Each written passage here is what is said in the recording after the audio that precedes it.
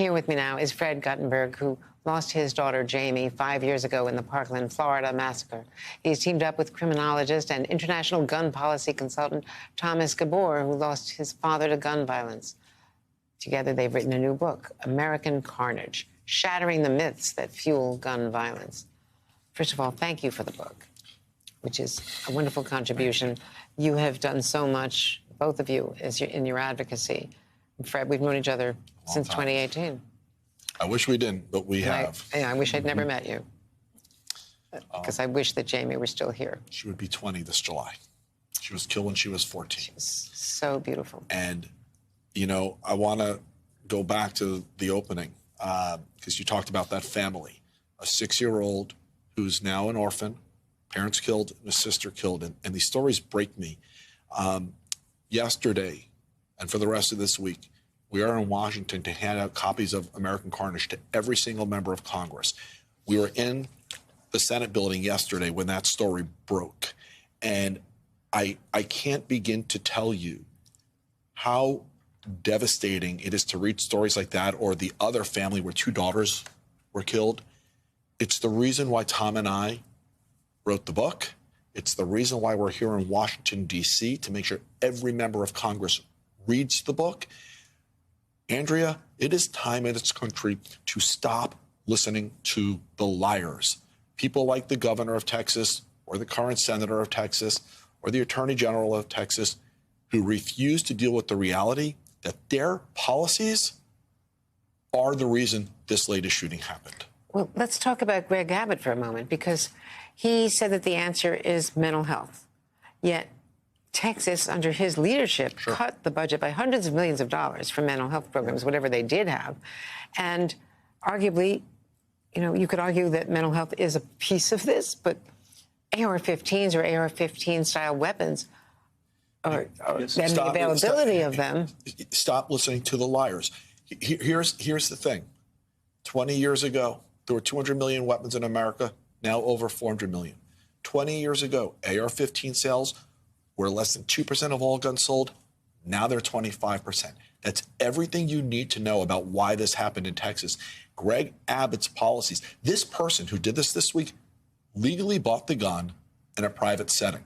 Never had to go through a background check. That's Greg Abbott's Texas. That's the reason it happened. Greg Abbott is a liar. Stop listening to the liars. Well, Mr. Thomas Gabor, let's talk about the House in Texas. The legislature has just passed an age requirement, raising the age to 21 for buying these weapons from 18. Right. And the governor has said he won't sign it if it gets through the Senate. And I think potentially that could be a useful policy, because we see many perpetrators who are between the ages of 18 to 21, especially school shooters. So that would be useful. But, you know, just getting back to the mental health issue, we know that only, you know, this is a familiar dodge of the gun lobby. We know that only 4% of all violence is due to people or committed by people with a severe mental illness. So it's a dodge. And as Fred says, we have to look at the guns. And I'd just like to add something. You know, in the 1980s, the gun lobby and extremists campaigned in the states for concealed carry laws. And now in every state in the union, people can carry guns. Now they're lobbying in a number of states. We now have 26 which don't require a permit to carry. So it's as though we decided, and, you know, we have about 10 million more people carrying guns daily. So it's as though we've decided we're going to add 50 million cars on the road, but we're going to take away the need to obtain a license. What would we expect? Carnage. And that's what we were getting in the guns area. So, Fred, Senator Schumer is having a Democratic caucus this week. Afternoon, yeah. But already the Republicans, Senator Cornyn and others, have said that there will not be any action on gun legislation in this session. Is there a good purpose in at least shining a light on it, as Senator Schumer is trying to? Listen, absolutely. Hold a vote. Let America see. 80% of America says they stand with Senator Schumer and people like Tom and I and all the others who want to reduce gun violence. Let America see who will vote to reduce gun violence and who's going to vote to stand with a lobby that simply wants to sell more guns. Put it out there. Show America there's an election coming in 24. And you know what? That 80% of America is seeing people get shot when they ring the doorbell, when they pull up the wrong driveway, or when they go shopping at a mall. It's resonating in a way that I haven't seen since my daughter's shooting.